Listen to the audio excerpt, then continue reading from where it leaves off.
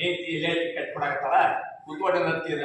ಸತ್ಸಂಗ ಅಂದ್ರೆ ಹಿಂಗದ ನೋಡು, ಏನಪ್ಪಾ ಅಂತ ತಾನ ಅಂದ್ರೆ ಹಿಂಗದ ನೋಡು, ಸ್ನಾನ ಅಂದ್ರೆ ಶರೀರ ಸ್ನಾನ ಮಾಡಿ ಹಾಗೆ ಮಾಡ್ಬೇಕು. ಹಿಂಗ ಯಾರು ಮಾತಾಡ್ಕೊಂಡು ಕುಂತಿರ್ರಿ,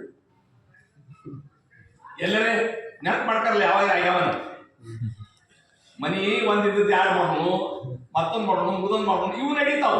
ಹೌದಾ?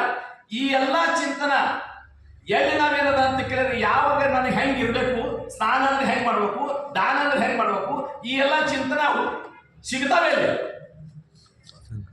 ಅದಕ್ಕೆ ಹೇಳ್ತಾರವರು ಸತ್ಸಂಗ ಮೂಲದ ಸತ್ಸಂಗತ್ವೇ ನಿಸ್ಸಂಗತ್ವಂ, ನಿಸ್ಸಂಗತ್ವೇ ನಿರ್ಮೋಹತ್ವಂ, ನಿರ್ಮೋಹತ್ವೇ ನಿಶ್ಚಲತತ್ವಂ, ನಿಶ್ಚಲತತ್ವೇ ಜೀವನ್ ಮುಕ್ತಿ.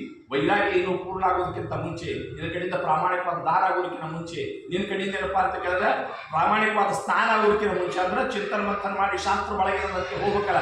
ಇವೆಲ್ಲ ಸಿಗ್ಬೇಕಾದ್ರೆ ಏನ್ ಸಿಗ್ತದ? ಅದಕ್ಕೆ ಇವೇನಂತ ಎಲ್ಲೋ ಸತ್ಸಂಗ ನಡೆದ ಅಂತ ಒಬ್ಬ ಸತ್ಪುರುಷನ ದರ್ಶನ, ನನ್ನ ಅಂತಃಕರಣದ ಪರಿವರ್ತನೆ ಮಾಡಲಿಕ್ಕೆ ಸತ್ಪುರುಷನ ದರ್ಶನ.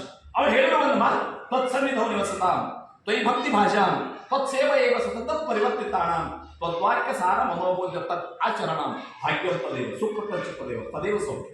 ಭಗವಂತನ ಗುಣಾರ್ಥನ ಪ್ರಾಪ್ತ ಮಾಡ್ಕೊಳ್ಳಿಕ್ಕೆ ನನಗೆ ಏನಾರ ಅಪೇಕ್ಷೆ ಇದ್ದಾಗ ಅದಕ್ಕೆ ಹಾಗೆ ಯಾವುದು ಅಂತ ಕೇಳಿದ್ರೆ ತತ್ಸನ್ನಿಧೌ ನಿವಸಾಂ. ಸಾಧು ಸಂತ ಮುಂದೆ ನಾಯಿಗತೆ ಸುಮ್ಮನೆ ಬಿದ್ದಿದ್ರು ಅಂತ ಅಂತ ಮುನ್ನ ನಾಯಿಗತೆ ಬಿದ್ದಿರು ಅಂತ ಒಂದು ಏನಾದ್ರು ಕೆಲಕ್ಕೆ ಹೇಳ್ತಾರ, 10 ದಾನ ಬಿಟ್ಟು ಒಂದು ಸತ್ಸಂಗ ಮಾಡು. ಯಾವುದೇನದ ಅಂತ ಕೇಳಿದ್ರೆ ಅಂತಃಕರಣದ ಪರಿವರ್ತನೆಗೆ ಕಾರಣ ಆಗಲಿಕ್ಕೆ ಸಾಧ್ಯನೋ ಅಂತ ಸತ್ಸಂಗವನ್ನು ಮಾಡು, ಅಂತ ಒಂದು ಧ್ಯಾನ ಮಾಡು. ಗುರುನಾಥನ ಪಾತ್ರದ ಮೇಲೆ ಅಂತ ಕೇಳಿದ್ರೆ ಚಿತ್ತ ಏಕಾಗ್ರ ಆಗೋದಕ್ಕೆ ಬೇಕಾಗುವಂಥ ವಾತಾವರಣ ನಿರ್ಮಾಣ ಆಗುವುದು ಸಾಧು ಸತ್ಪುರುಷ ಸಹವಾಸದಾಗ್ತದೆ. ಅದಕ್ಕೆ ಹೇಳ್ತಾರೆ ಸಂತ ಸಂಗೆ ಅಂತರಂಗೆ ನಾಮ ಉಚ್ಚಾರ ಉಚ್ಚರ ನಾಮ ಉಚ್ಚಾರ.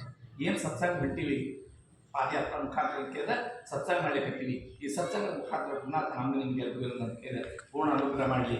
ಅವನ ನಾಮಗಳಿಗೆ ಏನಂತ ನಿರಂತರ ಭಕ್ತಿ ಭಾವಗಳನ್ನು ಕೊಡಲಿ, ನಿರಂತರ ಏನಂತ ಕೇಳಿದ್ರೆ ರುಚಿ ಪಡೆದ ಪ್ರಾರ್ಥನಾ ಮಾಡ್ತಾ ಬಂಗಲಿಸುವ ಮನೆ ಈಶ್ವರ